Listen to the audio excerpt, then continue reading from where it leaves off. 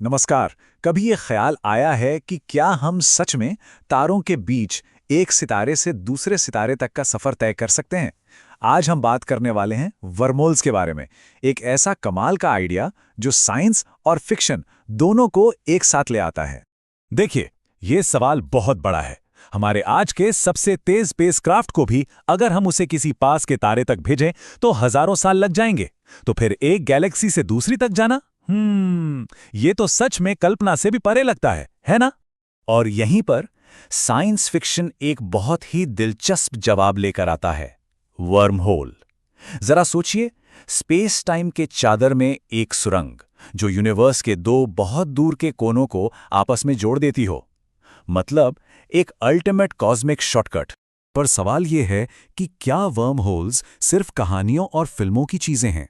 असल में इसके पीछे का जो असली साइंस है वो फिक्शन से भी कहीं ज्यादा अजीब और दिलचस्प है।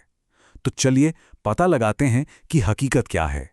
तो सबसे पहले ये समझते हैं कि आखिर ये आइडिया आया कहाँ से। ये सिर्फ किसी राइटर की कोरी कल्पना नहीं थी। इसकी जड़ें असल में 20वीं सदी के कुछ सबसे बड़े साइंटिफिक माइंड्स के काम में मिलती हैं। देखिए, इसकी कहानी शुरू होती है 1916 से। उस वक्त लुडविग फ्लेम को आइंस्टीन की इक्वेशंस में कुछ बहुत ही अजीब चीज मिली। फिर 1935 में खुद आइंस्टाइन और नाथन रोजन ने कह सकते हैं एक ब्रिज की थियरी दी। और आखिर में 1957 में जाकर फिजिसिस्ट जॉन व्हीलर ने इसे वो नाम दिया जिससे हम सब इसे जानते हैं, वर्महोल। तो ये आइंस्टीन रोजन ब्रिज आखिर था क्या?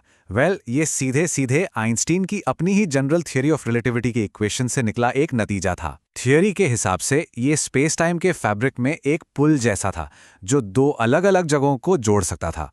सुनने में तो ये बहुत ही कमाल का लगता है ना? जैसे यूनिवर्स में कहीं भी ट्रैवल करने की चाबी मिल गई हो। लेकिन इस आइडिया में एक बहुत ही बड़ी फंडामेंटल प्रॉब्लम थी। और ये जो शुरुआती मॉडल था ना, इसमें जो दिक्कत थी वो इतनी बड़ी थी कि उसने ट्रैवल के लिए वर्म होल को कह सकते हैं पूरी तरह से यूजलेस बना दिया।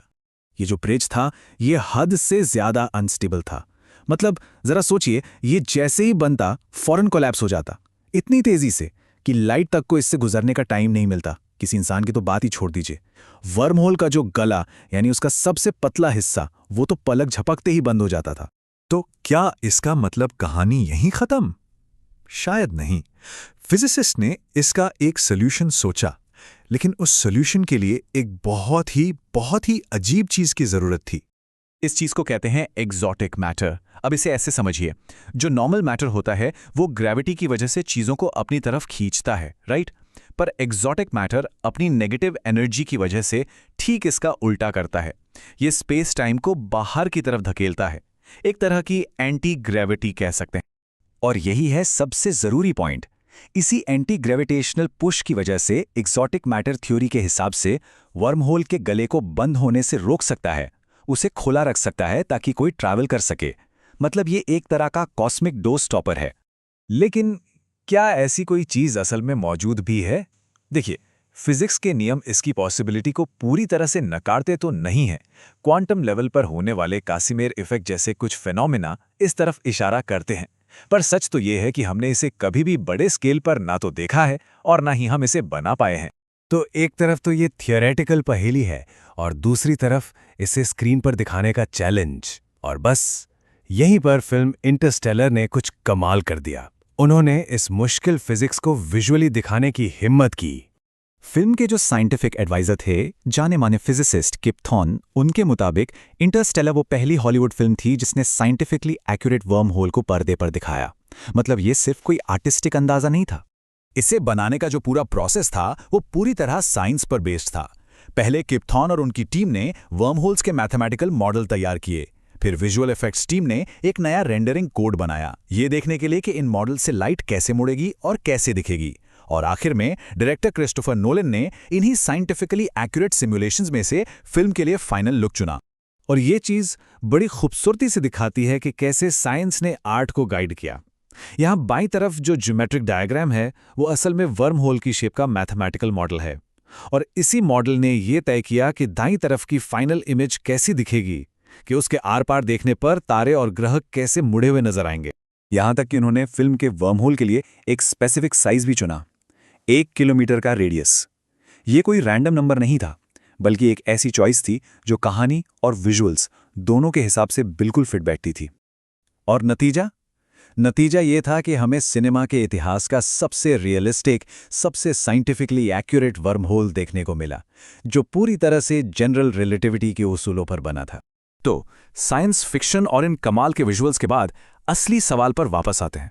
आज साइंटिफिक कम्युनिटी वर्म होल्स के बारे में असल में क्या सोचती है? क्या ये सच में हो सकते हैं? तो फिक्शन और असलियत में आखिर फर्क क्या है? देखिए, फिल्मों कहानियों में वर्म होल बड़े स्टेबल और आसान रास्ते होते हैं। असलियत में थ्योरी के हिसाब से ये मुमकिन तो हैं, पर इन्हें खुला रखने के लिए एग्जॉटिक मैटर चाहिए ही चाहिए। और जहां तक ट्रैवल की बात है, वर्म होल के अंदर कोई भी चीज़ लाइट की स्पीड से तेज नहीं चल सकती। हाँ, लेकिन ये दो जगहों के बीच की दूरी को ही इतना छोटा कर देता है कि ओवरऑल सफ़र लाइट से भी तेज लगने लगता है। तो आज के साइंटिस्ट का क्या मानना है?